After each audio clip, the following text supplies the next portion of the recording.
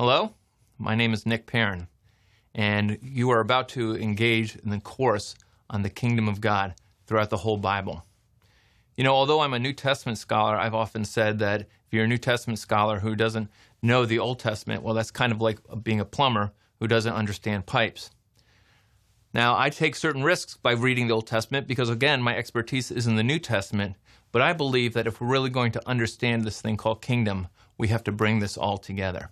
I'm excited about the topic of kingdom, partially because I think there's lots of confusion out there about the nature of the kingdom of God.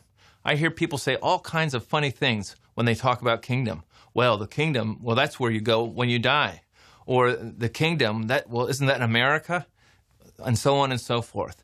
You know, such misconceptions, because they're so quickly and easily communicated and no one challenges those kind of misconceptions, makes me think that misunderstandings about the kingdom are spread broadly in our culture.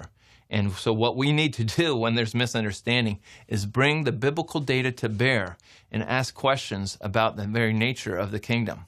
So this is what I try to do in this course. I love trying to understand the kingdom of God, and the more I get into the material, the more I'm challenged in my life, and the more it seems like God is asking me, well, is your life measuring up to the kingdom? Well, I hope by the end of the day that when I look back on my life, I will say, yes, I've lived faithfully in the kingdom. In the meantime, we all need to do a theology of the kingdom.